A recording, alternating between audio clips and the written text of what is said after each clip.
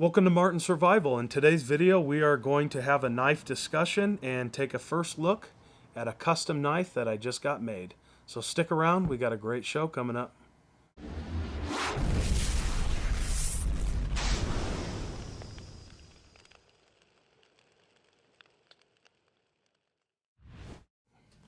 Alright, so welcome back. As you can see, we have an AA Forge custom knife and we have a Helle Harding knife.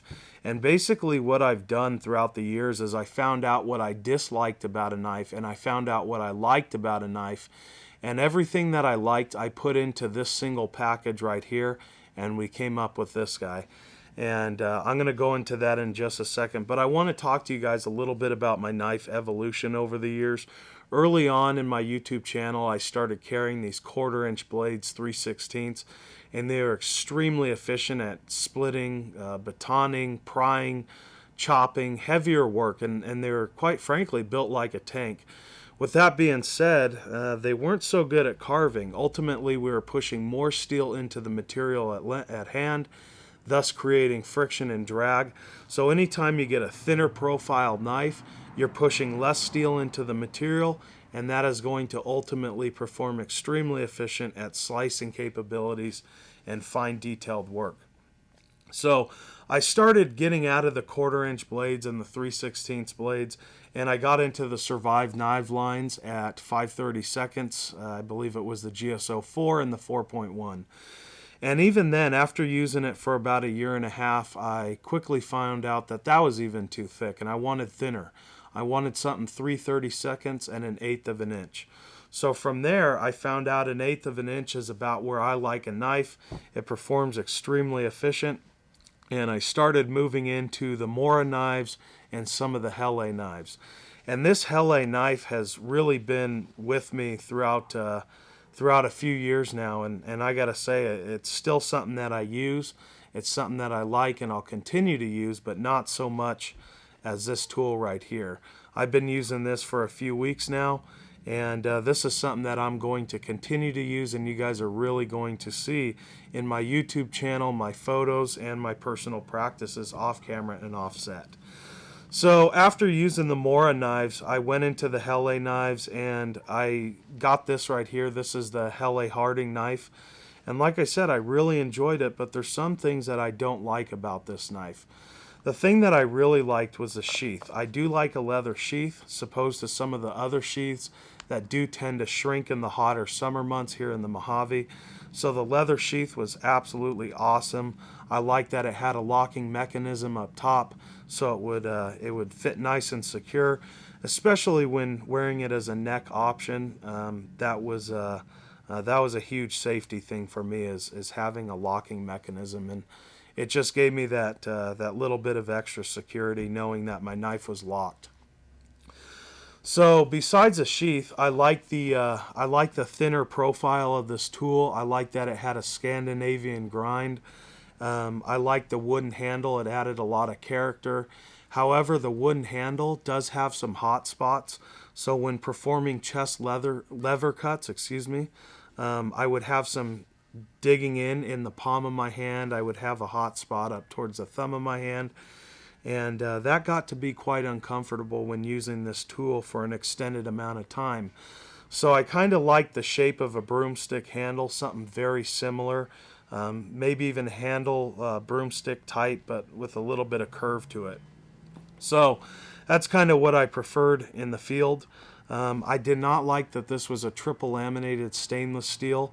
I find that a carbon steel, depending on the steel, would hold an edge a little bit longer.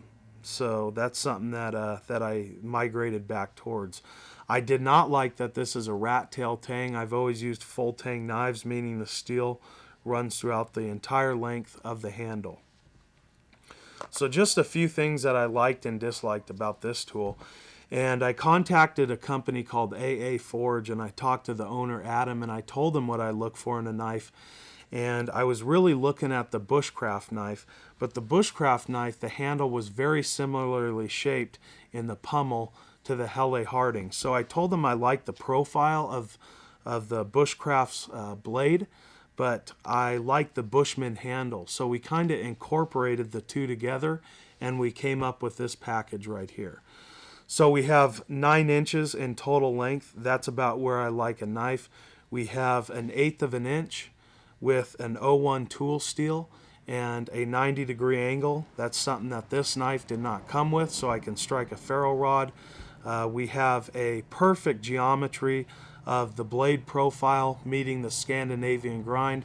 So this thing performs extremely efficient and extremely well at carving and slicing capabilities. It's nice and light. We have a full tang construction, so you can see the blade runs throughout the entire length of the handle and back towards the pommel.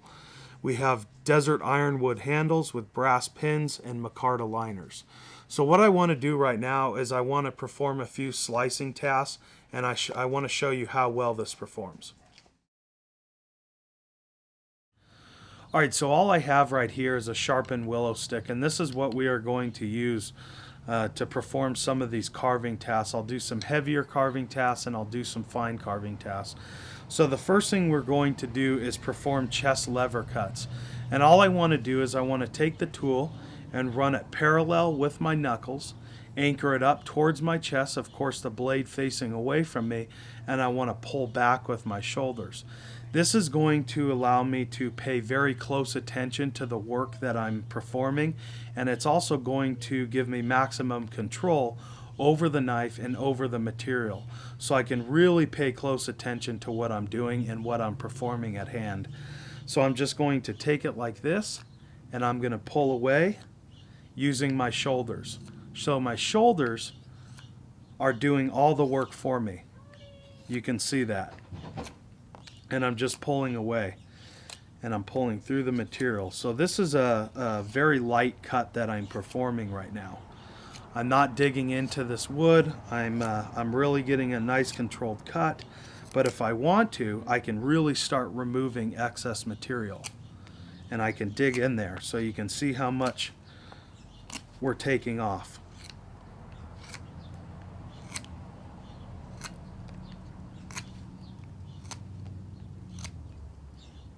So we can do some fine work with that, or we can do some heavier tasks. Now what I'll do is I'll do some minor feather sticking, and we'll start creating some surface area. So if I needed fire, I can strike this with a ferro rod. Now of course, if I was in a situation where I needed fire, or I'm just practicing my skills, I would want a larger stick and a larger diameter to create more surface area.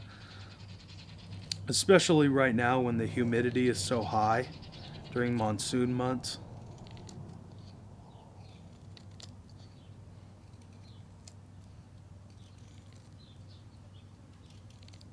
But you can pay attention to some fine detail, and this is really where the blade profile and the geometry come in hand.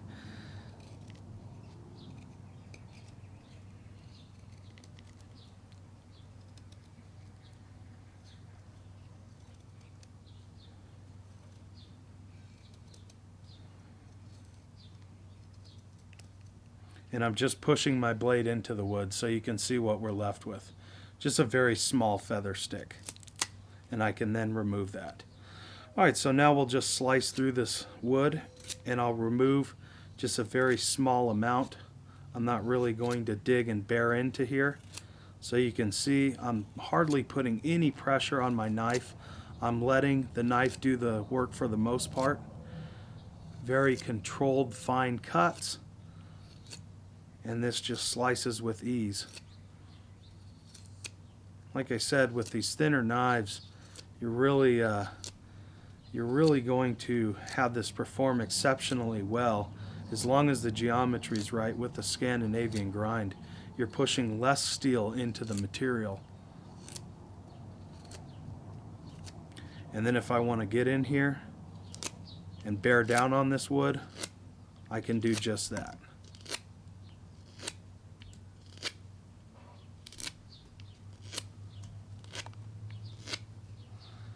And now we're just left with a small amount of wood, and I'm not going to go any farther. So once again, here we have it. Very comfortable, very ergonomic, no hot spots in the handle, performs exceptionally well, and I highly recommend checking out some of AA Forge's knives. Get in contact with Adam, tell him what you look for in a knife, and he'll make it for you. So with that, I do appreciate you joining me for this video. I'm Jeff with MartinSurvival.com.